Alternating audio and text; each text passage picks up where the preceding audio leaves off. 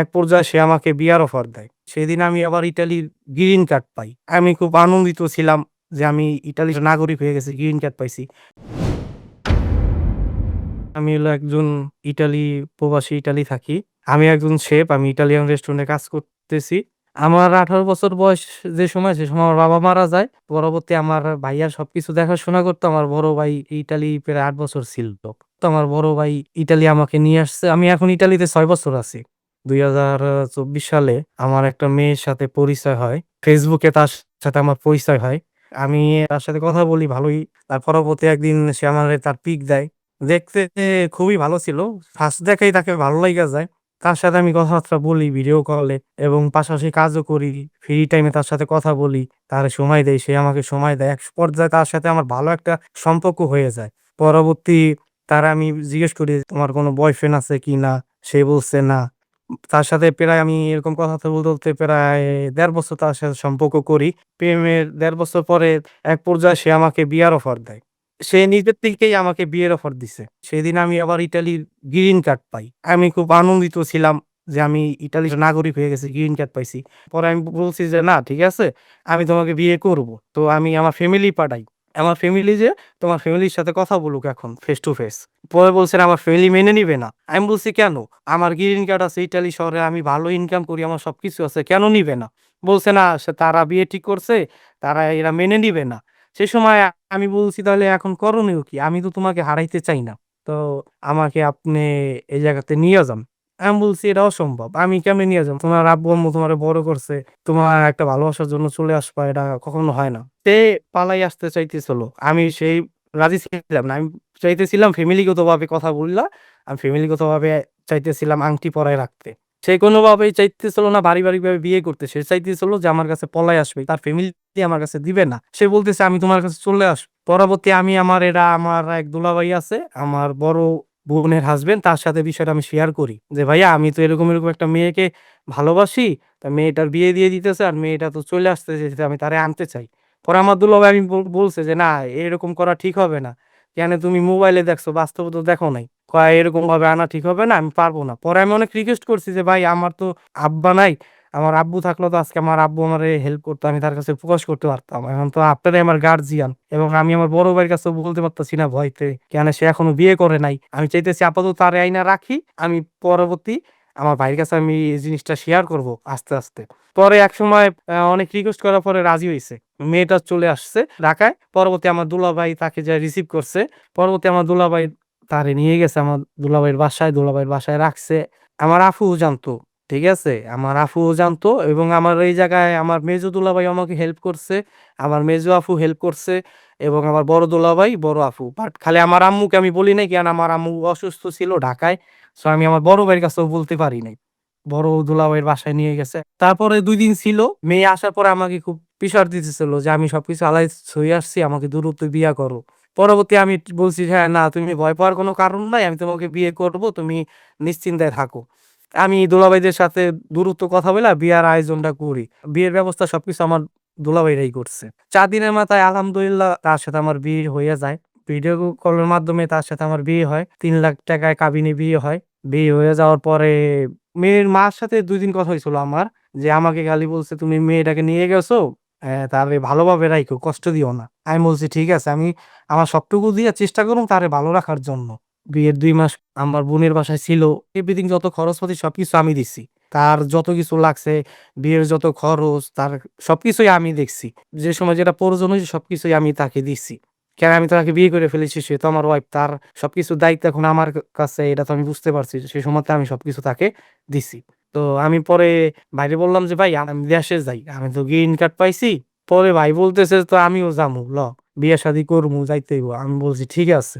তো আমি আমার ভাইয়ের সাথে বাংলাদেশে গেলাম। যাওয়ার পরে ফার্স্টে নামার পরে আমি ওই মেয়েকে ফোন দিচ্ছি, "হ্যাঁ, আমি আসছি।" সেটা আমার বড় বোনের বাসায়। আমাদের বাসা থেকে তার বাসায় যাইতে প্রায় ১ ঘন্টা সময় লাগে। পরবর্তী আমি যেদিন বাংলাদেশে গেছি, সেদিন রাত্রের বেলা আমাদের বাসায় যেকোনো একটা অনুষ্ঠান ছিল। আমার বড় ভাইয়ের লগে আমি ওই জায়গায় প্রেজেন্ট ছিলাম। সো আমি তো আমার বড় ভাই আমার সাথে, আমি কোন জায়গায় যাইতেও পারতেছি না। পরবর্তী আমি যেকোনো বাইরে বুঝাইয়া যে আমি একটু বাইরে যাইতেছি, আমি আসতেছি ০.৫ ঘন্টার ভিতর। পরবর্তী আমি পাশ কাটাই আমার ভাইরে বুঝাইয়া আমি বোনের বাসায় গেছি। মিষ্টি নিয়ে গেছি, ফুল নিয়ে গেছি, কিছু আংটি নিয়ে গেছিলাম, তারপরে নুপুর নিয়ে গেছিলাম যে জাস্ট তারে একটু হ্যাপি করার জন্য ওটা দিব। ফার্স্ট টাইম তার সাথে দেখা। আমার মনের ভিতর মানে অন্যরকম একটা ফিলিংস। আমি যখন আমার বোনের বাসায় গেছি, তো আমি যাওয়ার পরে দেখি কি যে আমার বোনের বাসায় সে বসে আছে। আমি ফার্স্টে যাইয়া আমি তারে বলছি হাই। সে লজ্জায় মুখ ঢাইকা নিছে। পরবর্তী তার পাশে বসছি, বসার পরে ভাই আমার কাছে অন্যরকম একটা ফিলিংস লাগছে যে আমি এই মেয়েটার সাথে ১.৫ বছর প্রেম করছি এবং তার সাথে আমি এখন ফেস টু ফেস বইসা রইছি, বিয়ে করছি। পরে আমার হাত-পাও কাঁপাকাঁপি শুরু হয়ে গেছে, বুঝছেন? এখন ওই মেয়ে আমাকে প্রশ্ন করতেছে যে, "তুমি কাঁপতেছো কেন?" আমি বলছি, "আমি কখনো কোনো মেয়ের পাশাপাশি বসি নাই এরকমভাবে। তাই আমার একটু নার্ভাস ফিল হইতেছে, হাত-পাও কাঁপতেছে।" তো এক পর্যায়ে সে আমারে জড়াই ধরছে। তো আমিও তারে জড়াই ধরছি। পরবর্তী আমি রাতের বেলা কথা-টথা বলে আমার বোনের বাসায় খাওয়া-দাওয়া করে আমি চলে আসছি। আমি আমার বাবার বাসায় চলে আসছি। পরবর্তী আমি মার কাছে বিষয়টা শেয়ার করছি। আমি নিজেই বলছি যে, "মা, আমি একটা মেয়েকে নিয়ে আসছি। আমি এরকমভাবে বিয়ে করছি। আমি আফরোজের বাসায় রাখছি।" পরবর্তী আমার আম্মু অনেক রাগ করছে আমার বোনের সাথে যে, "ও না ছোট মানুষ, তোরা এরকম কাজ কেন করলি? ওর বড় ভাই এখনো বিয়ে করে নাই।" মা বিষয়টা আমার সাথে ফার্স্ট এ চিল্লাচিল্লি করছে, পরে মা এই জিনিসটা মেনে নিছে। তারপরের দিন আমার এক খালার বাসায় যাই আমার বড় ভাইকে নিয়ে। পরবর্তী আমার ওই খালার কথা আমার আবার বড় ভাইও খুব মানে। আমার মারতেও মানে খালার কথাটা খুব মানে। আমার ভাই আবার একটু খালার বাসার বাইরে গেছিল। সো আমি আমার ওই খালার পাও জড়ায় ধরলাম। পরে আমি খালার কাছে বিষয়টা শেয়ার করতেছিলাম যে, "খালা, আমি তো আসার আগে একটা মেয়েকে নিয়ে আসছি। আমি এই মেয়েকে বিয়ে করছি।" পরে বলছে, "মেয়ে কোথায় আছে?" আমি বলছি, "আমার বড় বোনের বাসায় আছে।" কয়, "তোর ভাই জানে?" আমি বলছি, "না।" কয়, "খালা, আপনি বাইরে কন। আপনি আমারে যেকোনো বিনিময়ে আমার একটু সমাধান কইরা দেন। আমি ভুল কইরা ফালাইছি। আর মেয়েটারে তো আমি আর ফালাই দিতে পারতেছি না।" পরে আমার ভাই আসছে, আসার পরে আমার ভাইরে বলতেছে, "আচ্ছা, তোরা যে ২ ভাই ইতালি থেকে আসছো, সো এখন তুইও তো বিয়া করবি। যদি এখন তোর ছোট ভাইয়েরও বিয়া দিয়া দেই কেমন হয়?" তা আমার বড় ভাই হাইসা বলল কি, "দেন, ভালোই হয়। সমস্যা কি? দেন।" পরবর্তী এরকম ১-২ কথা ধরে আমার খালাই বলছে কি, "দেখ, তোরে একটা কথা কমু, রাগ করিস না। তো ছোট ভাই এরকম একটা মেয়ে নিয়ে আসছে।" কয়, "কি কন খালা আপনি এটা?" কয়, "হ্যাঁ, তোর ছোট ভাই একটা মেয়ে লইয়া আসছে।" পরবর্তী বলতেছে, "কোথায় মেয়ে?" পরে আমার খালাই বলছে কি, "মেয়ে তো এই জায়গায় নাই, কিন্তু মেয়েরে আমি কালকে সকালবেলা নিয়ে আসমু।" পরে বলছে, "আচ্ছা, মেয়েরে নিয়ে আসেন, আমি আগে দেখি।" তারপর আমার খালাই বলছে কি, "তাহলে মেয়েটারে তুই সকালবেলা নিয়ে আয়।" পরবর্তী সকালবেলা আমি ওই সকাল ৭ঃ০০ বাজে গাড়ি নিয়ে আমি মেয়েকে আনতে যাই আমার বোনের বাসায়। যাইয়া মেয়েটারে নিয়ে আসি। আনার পরে আমার খালার বাসায় রাখি। রাখার পরে, পরে আমার বড় ভাইকে নিয়ে আসছে। আনার পরে দেখছে। দেখার পরে বলতেছে, "ভালোই।" ভালো বলতে মানে খুব কষ্ট নিয়ে বলছে। আমি তার সামনে খাড়াই ছিলাম তো, খুব কষ্ট নিয়ে বলছে, "ভালোই।" পরে বলতেছে যে, "তাহলে এখন কি করণীয়?" মেয়ে যখন নিয়ে চলে আসছে, ও সবকিছু ফালায় থুইয়া আসছে। আমি আবার খালারে বলছি, "আমি যে বিয়ে করছি এই কথা বইলেন না। তাহলে সে আরো বেশি কষ্ট পাবে।" এই জিনিসটা আমি হাইট রাখছিলাম আমার খালারে বইলা। পরবর্তী আমার ওই খালার বাসায় আবার নতুন করে বিয়ে-শাদী হয়। আমি তো মেয়েকে ফার্স্ট এ বিয়ে করছি। পরবর্তী আমার ভাইয়ের সামনে আমি ২য় বিয়ে করি।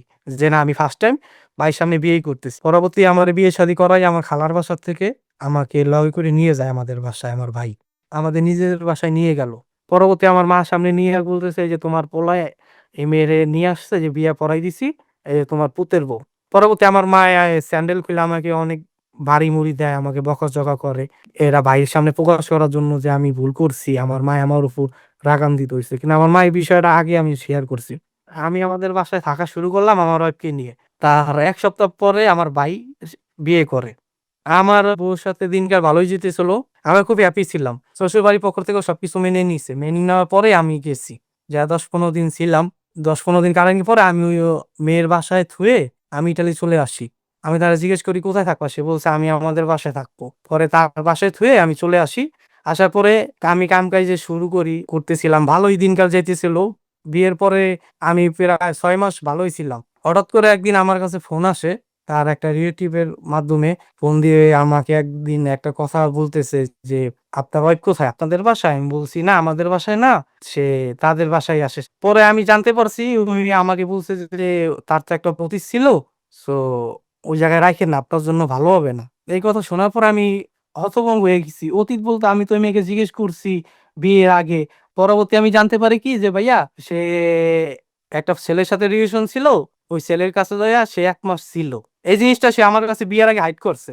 তো সে যে ওই ছেলের কাছে ছিল ১ মাস, এটা আমি ওই মেয়ের মুখ থেকেই পরবর্তী শুনতে পারছি। তার কাছে জিজ্ঞেস করছি যে, "তুমি একটা ছেলের কাছে থাইকা আসছো?" পরে বলছে, "হ্যাঁ।" যে, "আমি তো তো অন্যায় করছি কিন্তু তোমারে আমি বলি নাই ভয়তে। আমি বলছি, "কেন বলো নাই? বলার উচিত ছিল। তুমি যে আমার লাইফে আসছো তুমি একবারও ভাবো নাই?" পরে বলতেছে যে, "হ্যাঁ, আমি একটা ভুল করছি। আমারে তুমি এটা মাফ করে দাও। আমার লগে অন্যায় হইছে।" আমি বলছি, "এটা কেমন কথা? তুমি আমার জীবনটারে নষ্ট কইরা দিলা এখন। আমি তোমাকে বিয়ে করলাম, আজ থুইয়া আসলাম। ২ মাস হইছে ইতালিতে আসছি। আমি এটা কি শুনতে পাইতেছি তোমার নামে? আমি ভাই আকাশ থেকে ভাইঙা পড়ছি যে আমি কত বড় ভুল করলাম। আমি ওরে বিশ্বাস করছি আর আমার বিশ্বাসটা নিয়ে ও প্রতারণা করছে, বুঝছেন?" পরবর্তী আমি ওর ভাইয়ের কাছে আমি ফোন দিয়ে বলছি। পরে বলছে যে, "আপনার কি ও কিছু বলে নাই?" আমি বলছি, "ও কি বলবে আমাকে?" এখন ভাই তার সাথে আমার মনে করেন যে খুবই ফাইট এবং তার সাথে আমার বর্তমান ১০০ র ভিতর ৯০% ই মনে করেন যে ডিভোর্সের পর্যায়ে চলে গেছে। আমি মেনে নিতে পারতেছি না ভাই যে আমার সাথে খুব বড় একটা প্রতারণা হইছে। তো আমি এটা এখন আর মাইনা নিতে পারতেছি না। কেননা আমার এই ভিতরে খুব জ্বালায় খায়। আমি কাজ কইরাও শান্তি পাই না, ঘুমাইয়া শান্তি পাই না। আমার সাথে প্রতিনিয়ত তার সাথে খুবই ফাইট চলতেছে। মেয়ে এখন তার বাসায় আছে, বুঝছেন? আমি তার সাথে এটা ডিভোর্স চাইতেছি। কেন আমি তারে নিয়ে সুখী না। সে আমার সাথে প্রতারণা করছে, আমার সাথে তার সাথে ম্যাচিং খাইতেছে না। এখন বর্তমান তার আমি অপুইরা মানি না এবং কি তার সাথে আমি মুখে ডিভোর্স দিয়ে দিছি। এখন খালি কাগজে বাকি আছে এবং কাগজের কার্যক্রম চলতেছে। আমি কোর্টে কাগজ পাঠাইছি। খুবই দ্রুত আমাদের ডিভোর্সটা হয়ে যাবে। কিন্তু আমি এটা মানায় নিতে চাইতেছিলাম যে আমি থাকি কিন্তু আমি পারতেছিলাম না। আমার সাথে খুব অন্যায় হইছে। আমি আমার মনের বিরুদ্ধে চলে গেছি। আমার খুব কষ্ট হইতেছে। আমি দর্শকের উদ্দেশ্যে বলবো যে যারা প্রবাসী আছেন আমার মতন প্রতারণার শিকার হবেন না। ফেসবুকের মাধ্যমে কোনো মেয়ের সাথে পরিচয় হইলে তার খোঁজ খবর না নিয়ে তারে হুটহাট করে বিয়ে করে ফেলবেন না। তার কথায় কখনো বিশ্বাস যাবেন না। আমি এখন খুবই ডিপ্রেশনের ভিতরে আছি। যারা বিয়ে শাদী করবেন অবশ্যই বিয়ের আগে যাচাই বাছাই করে নিবেন, মেয়ের বিষয়ে তথ্য নিয়ে নিবেন। খালি চেহারা দেখে পাগল হয়ে যেন না। আর সবসময় চেষ্টা করবেন ফ্যামিলিগতভাবে বিয়ে করার জন্য। আর যদি কেউ প্রেম করে বিয়ে করতে চান তাহলে আমার মতন সারা জীবন পস্তাইতে হবে আপনাদের। আপনারা দয়া করে এই ভুলটা আমার মতন কেউ করবেন না। সবাই ফ্যামিলিগতভাবে বিয়ে করবেন। আর আমার সাথে যে মেয়েটা প্রতারণা করছে আমি তারে কোনোদিন মাফ করব না। সে আমার জীবনটা খুব নষ্ট করে দিচ্ছে। আমার লাইফটা পুরা বরবাদ হয়ে গেছে আমার এই মানে অল্প একটা বয়সের ভিতর, বুঝছেন? আমি এই মেয়েকে কখনোই মাফ করব না। এটাই আমার লাস্ট কথা।